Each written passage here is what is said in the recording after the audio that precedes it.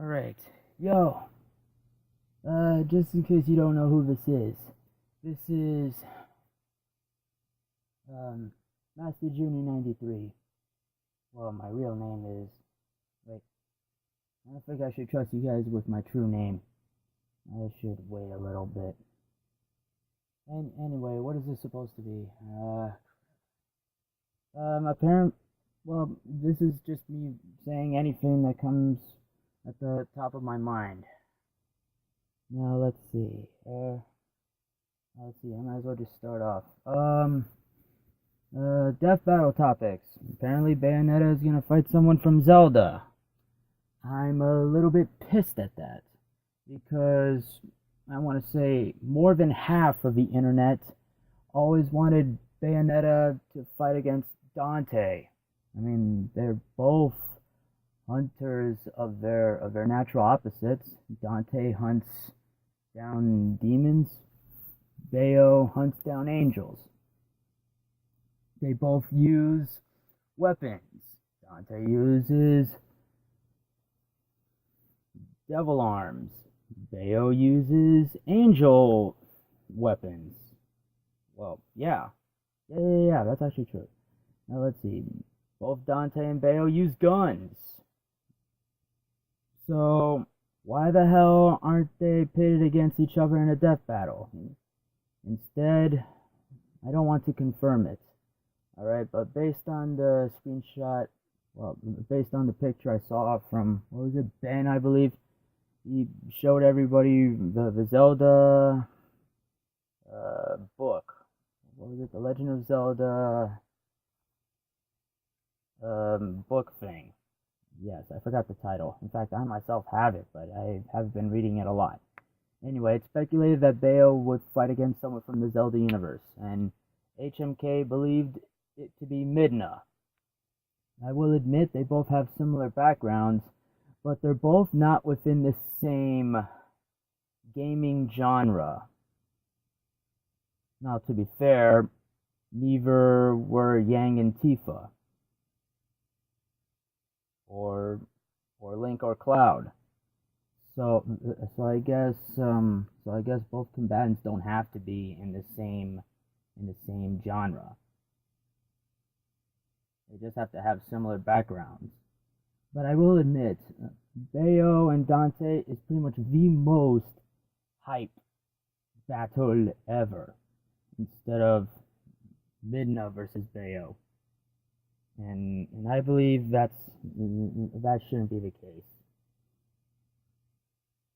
Now let's see, what else? Anything that comes out the top of my mind. Xenoblade Chronicles X is fun. It's tons of fun. The thing is that I don't even know how to describe it, because my one problem is the difficulty spikes. There's a whole bunch of random bullshit levels that are not in the level recommendations of said missions or affinity missions. Like, sweet Jesus. I do a mission or story mission in which I have to be like at least at level 35 or 36. And then while I'm doing the mission, I come across these wacky bullshit like level 62 or 87 or 75. What the fuck, man? That's pretty much my one complaint. The random wacky difficulty spikes and grouping. Like an area in which there's level 37s but then there's 56. Now I will admit the areas are marked with a specific color that represents the difficulty level. But there's still a chance that if you go to a purple colored area, you'll still come across blue difficulty enemies or green colored, and that's just not fair. I will say that is probably the average, but it's still not fair. this is basically pressuring me to do countless XP farming. And I don't have time for that because I have college. So again, that's pretty much my one problem. But that's just it. Everything else about Xenoblade Chronicles, well, most of everything, is really fun. It's enjoyable. So is the story, and basically my favorite part about Xenoblade Chronicles is the skill, Mecha, Mecha Mayhem. I get to fly my own. I get to pilot my own mecha and wreck shit. This is just awesome. And what's awesome is everybody in my party gets one. Well, I will admit up to 4, but I can have an entire arsenal of skill in my hangar ready for anyone within my roster. I mean, I will admit I will always have Elma and Lynn in my party. But if within any case, if I want to have a fourth member, it's always good to have a fourth skill. That is my reserve skill. And I will admit, there is that achievement known as my skill. No! You get that achievement if you lose your skill for the first time. I haven't gotten that yet because I've been very sensitive about my skill. And I've been upgrading it a lot. Alright? Equipping it with the best gear constantly. And I've been doing that for Elma and Lynn's skills. And I've only got the light skill because it's cheaper than the other ones. I will admit the medium and heavy skills are a good way to go when it comes to going against tyrants.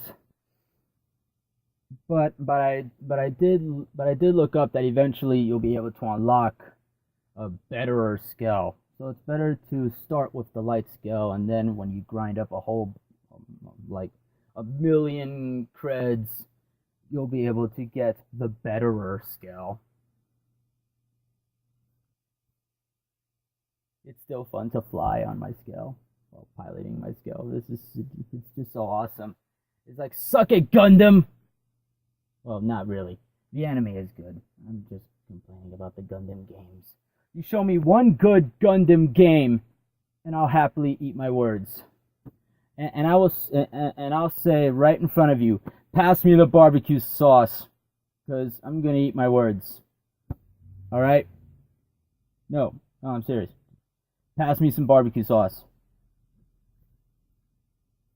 All right, that's what I'll do, straight up. All right, but again, I'm not ripping on the Gundam anime. Only the games. All right? Yeah, that's right.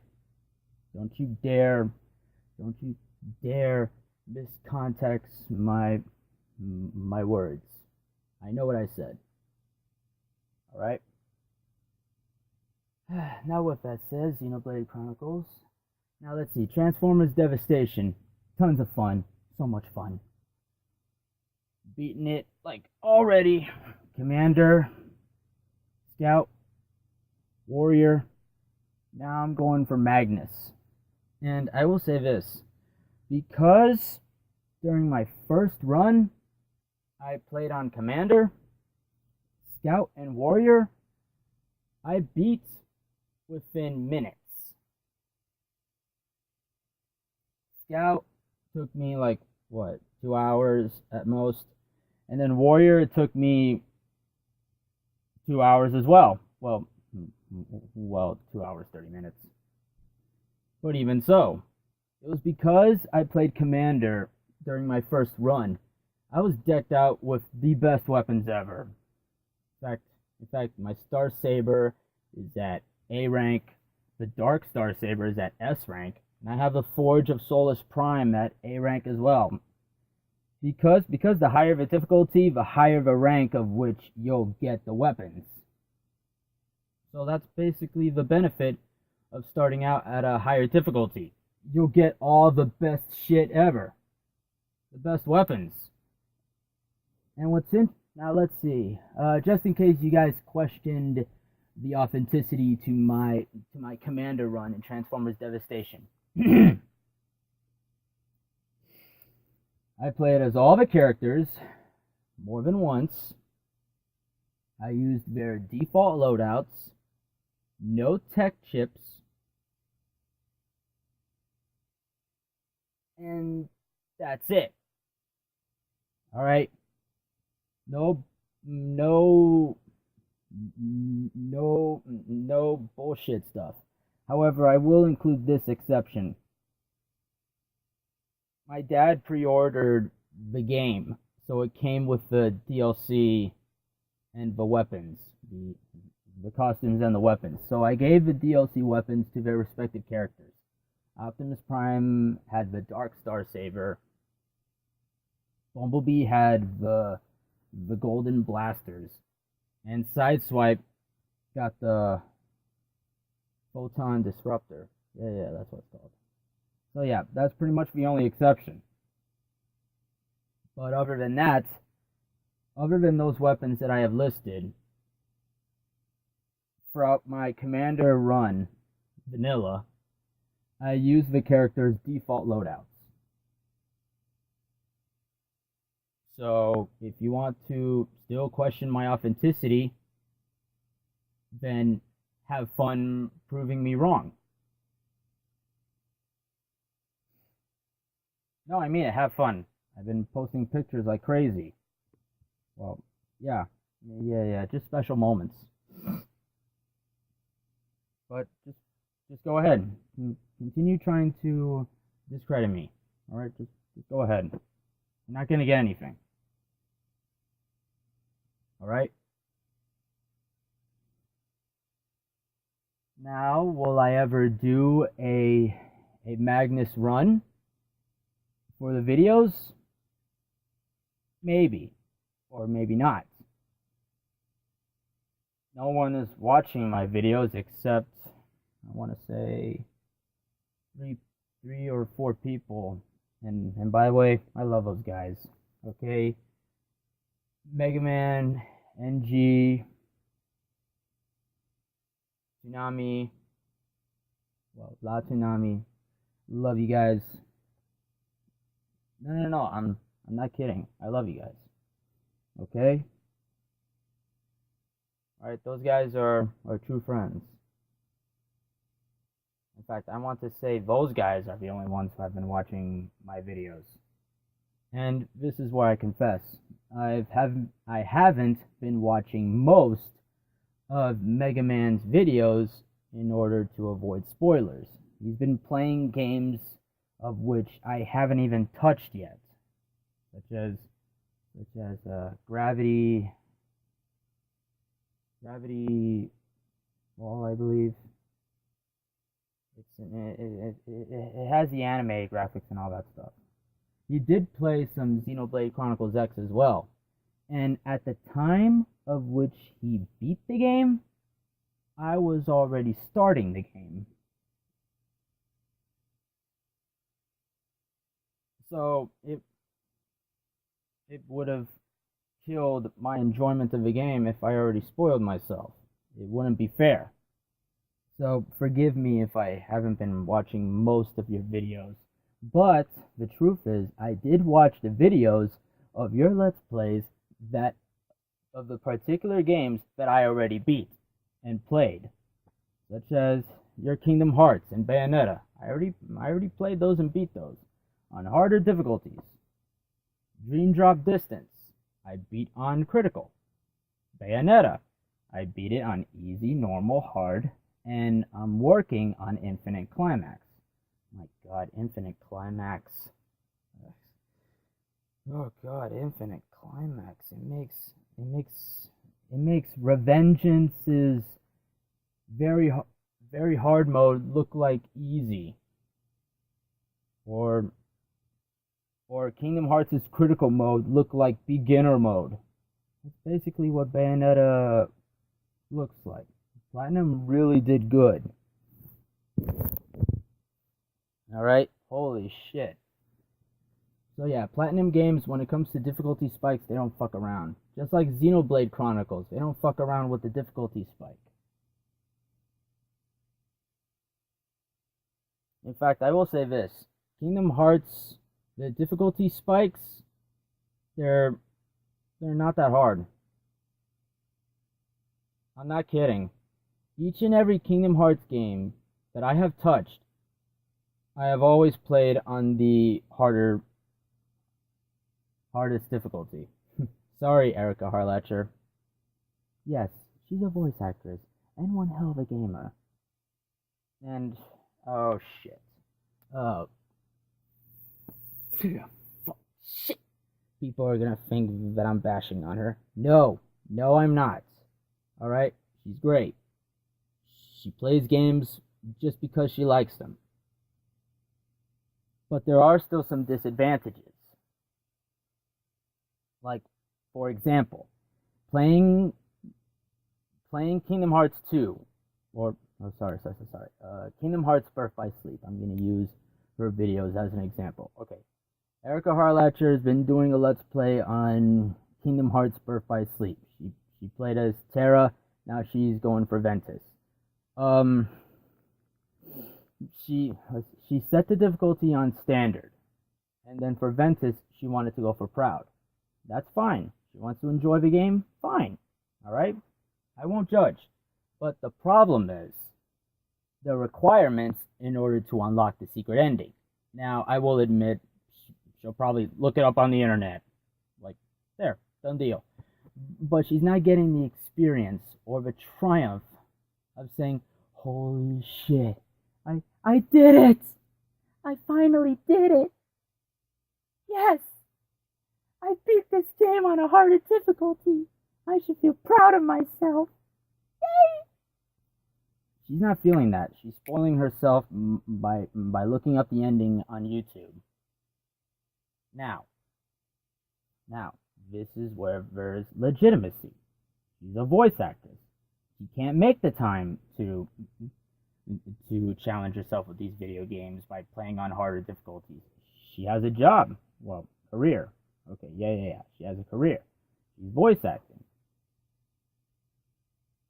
But for Kingdom Hearts Birth by Sleep, by not playing and beating the game as all three characters on critical mode, it's going to be difficult for her to unlock the secret ending. Because by playing the game on standard mode, she has to do a few more chores in order to finally unlock the secret ending. Like collecting all the puzzle pieces, defeating all the the unversed challenges, finishing all the miracle arenas. Mirage arenas. She's gonna have to do all of that. Basically, she's gonna have a lot of chores to do in order to unlock the secret endings. That's where the trade-off of critical mode comes into play. It's yes, the game is hellish now. The enemies hit harder. The enemies take longer in order to get killed. And Terra plus critical mode equals hellfire, inferno, damnation, tear off your hair. Oh my god. I fucking hate this feeling. That's what Erica will get. But the trade-off is you don't have to do anything. Just beat the game on critical mode and you'll unlock the secret ending. That's it. You don't have to do any other bullshit. Just beat the game. And that's what I like about what Square Enix did with Kingdom Hearts. They reward you by challenging yourself and beating the game on a harder difficulty. I wish that all video games would do that. Yes, it will be hell for us. But the rewards will be worth it. Because you don't have to do anything else. You won't be expected to do anything else. You just have to do this. And that's it. So there we go. Now let's see. What else? What else? I still want to try voice acting. And upon the event that Screw Attack announces Dante as a combatant, I would love to voice the character. Look, don't get me wrong, there's other peoples that are certified, especially when it comes to Optimus Prime. Fucking John Bailey is the best in order to be recruited to voice Optimus Prime for the death battle. In the case of Dante, I would love to voice the character. I really want to try. Alright? No show voting, no bullshit. Well, I will have to show some of the characteristics and persona of Dante. I'll probably have to say something witty in order to voice Dante. Not only that, but I also have to voice the character. Like say everyone's favorite, a classic, not the modern emo punk. Seriously, I don't even like that guy. Alright? Ah, jeez. If I ever go one-on-one against that emo punk, I would gladly take him to school. It's like, what? What is wrong with you? You're what?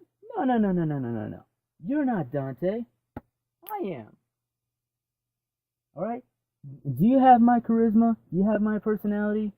Do you have a badass attitude that everyone loves? No. The answer is no. All right? You may have my name, but you don't have my character.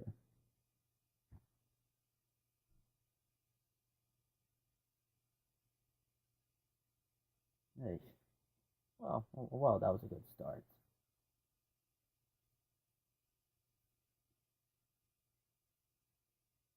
Now let's see, Dante versus Bayo. Whoa, I didn't know this job involved a smoking hot dame around here. So, you're the Umbran witch that everyone's been talking about. Listen, lady, I like your style, but there can be only one bounty hunter around here.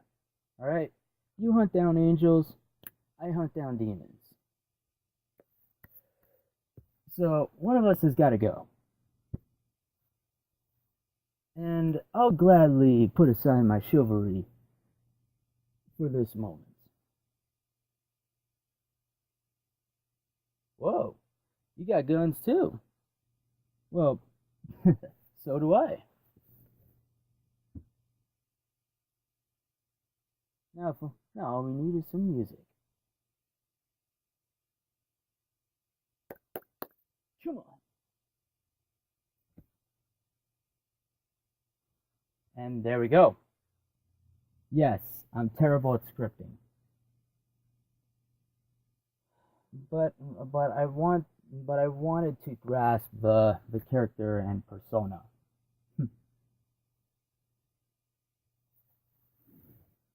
My parents have been constantly been calling me a smartass, and last time I checked, Dante is a smartass.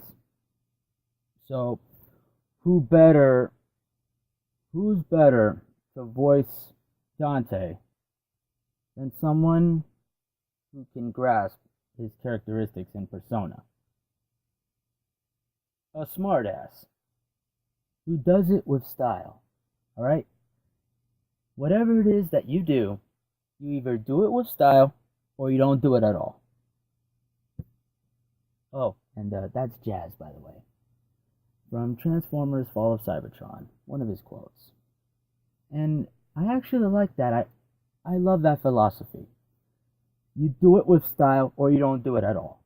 In the case of Screw Attack's Death Battle, I do not like this Bayo versus Midna. Again, it's not confirmed. All right, HMK has just speculated, All right? But the fact that Bayo is not going against Dante, the very matchup that more than half of the internet has been demanding and asking for, no. No, no, no, no, no, no, no, no, no, no, no, no, no, no, no,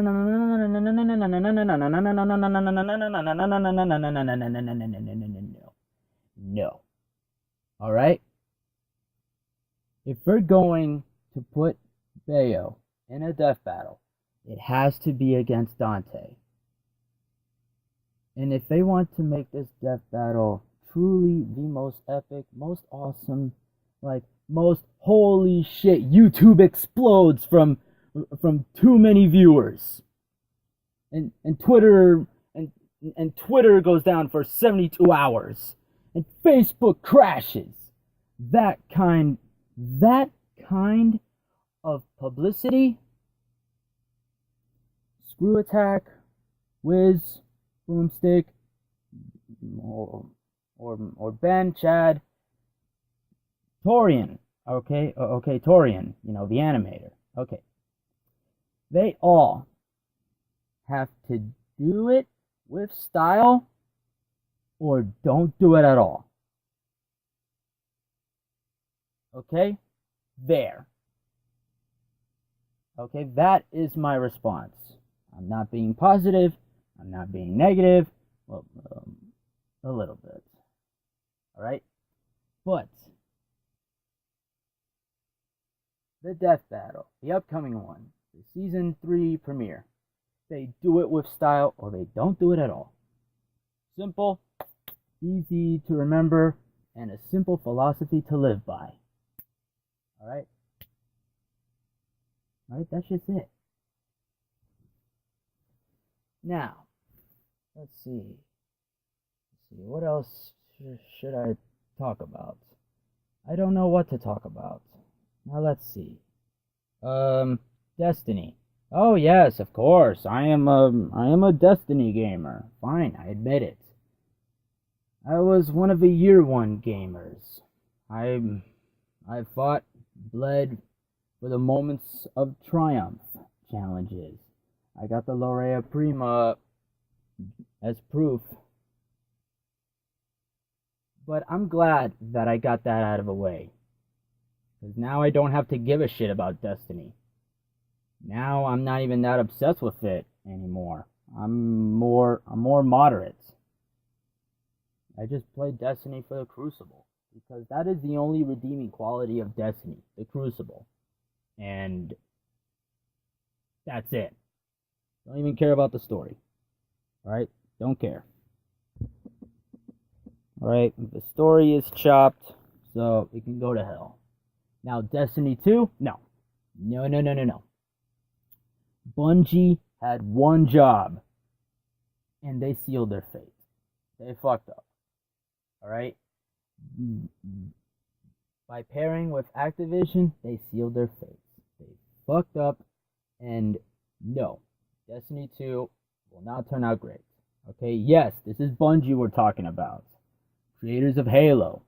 But the very fact that they chose not to stay with Halo so that they could at least make it however they wanted to be, I will admit, they probably wanted to end it after Halo 3.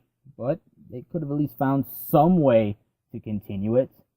Alright, picture Bungie trying to continue Halo. They would have done alright.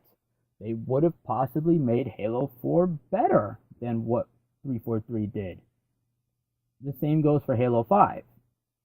But the very fact that Bungie decided to pair with Activision, they sealed their fates.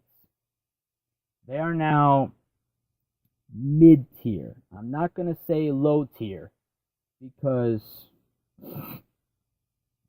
Destiny did have its fun moments like multiplayer, but they're not doing well anymore. The community is the only thing that is keeping Bungie alive. The community is the only thing that is making sure that Bungie does not turn into Konami. Alright, Konami is low tier now. Bungie is mid tier.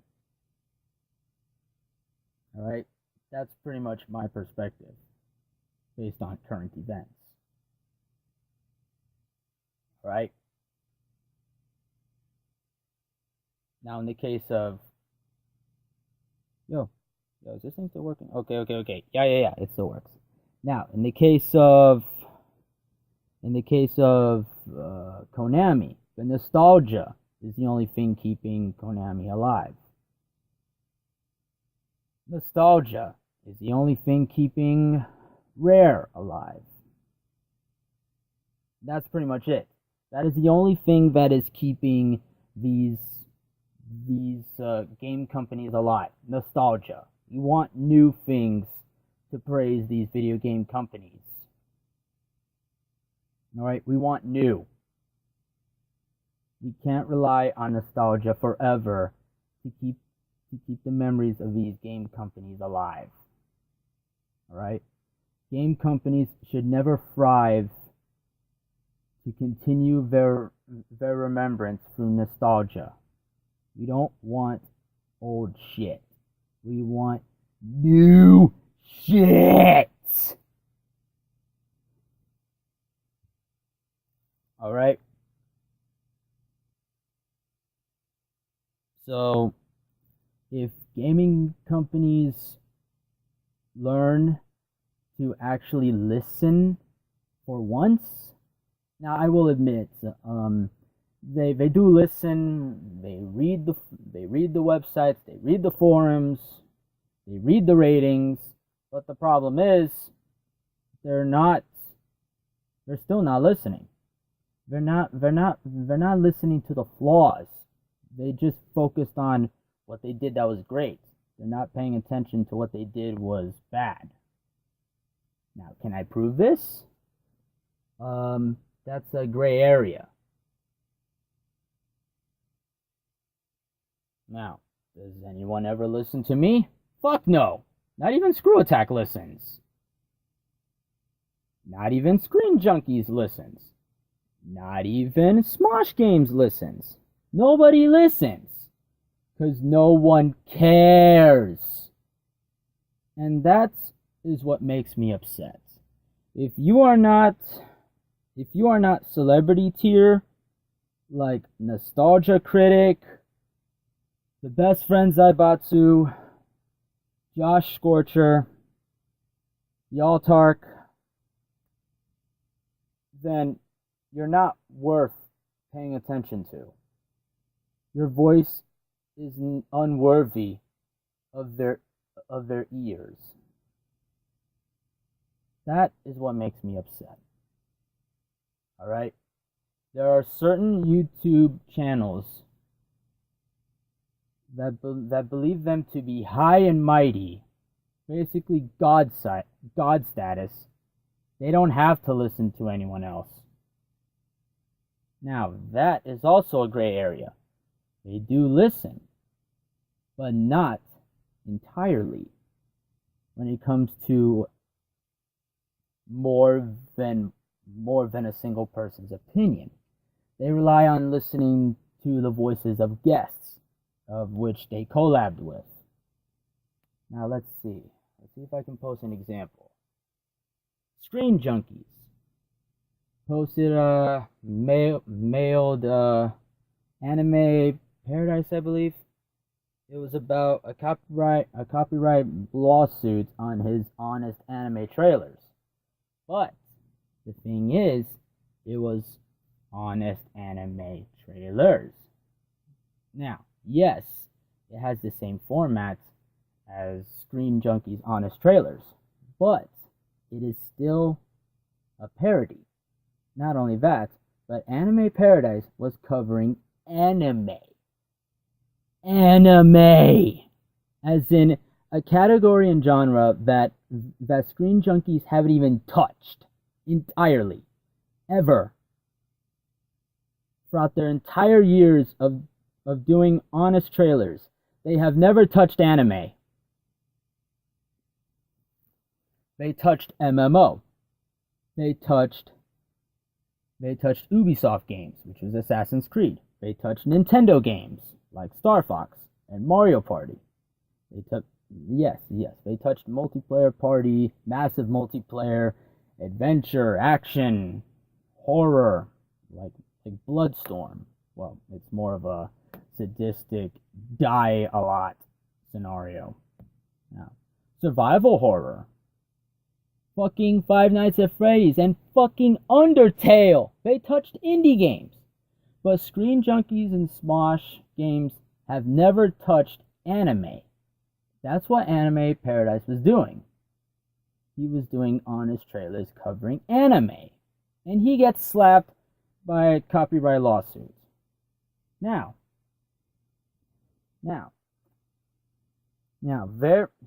Screen Junkies and Anime Paradise are working to drop this case, as in there's talks of which they will drop the charges or whatever it is that's considered a consequence, and allowing him to continue his honest anime trailers. But again, these are just talks; it's not confirmed. Follow Anime Paradise and follow him. Wait for him to post an update, like say, "Yay, I did it! I won! I am able to do honest anime trailers again." Or no, I lost. I can't do that anymore. Something like that. So subscribe to him and stay tuned, and you'll find out. But the very fact that Screen Junkies were butthurt in the first place is what pisses me off. Imagine if CinemaSins did this to GCN, Gaming Sins, Dartigan, and Chari 5, and Nor, because they did Gaming Sins before. And I bet there's other channels that did Gaming Sins as well, which is just using the same format of CinemaSins. In fact, GCN even cloned an Everything Wrong with CinemaSins parody, like Everything Wrong with GCN. I mean, seriously, they're technically the same video. And GCN admitted it. He wears that badge like a boss. But what scares me is when CinemaSins will do the same shit. File away copyright lawsuits against these channels that are doing gaming sins. Alright, that's what I'm afraid of. Alright? Right? Screen Junkies, Anime Paradise, they're settling their situation. What I'm afraid of is if CinemaSins does the same thing. This basically, I want to say it supports my argument. No one listens. No one cares.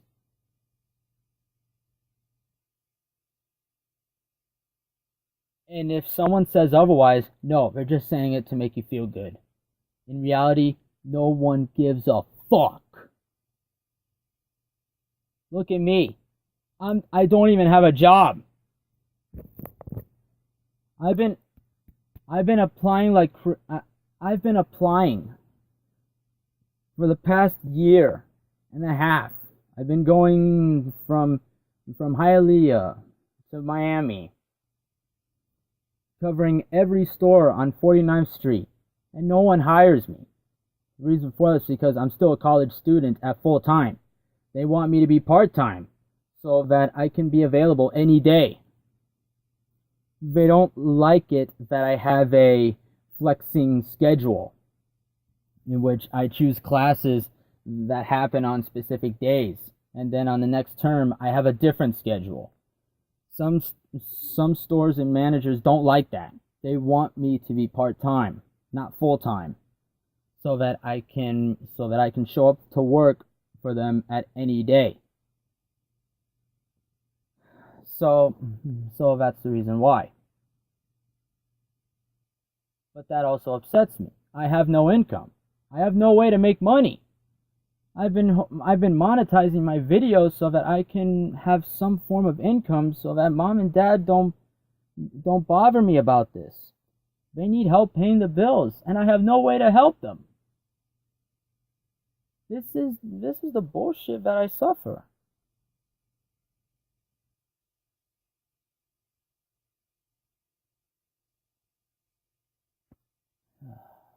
So what do you think? Should I should I continue doing what I do? Or should I just lay back and, well, you get the idea, considering my madness that I'm descending into. Alright? Alright, if things don't change for the better, that's that's it. So I better go.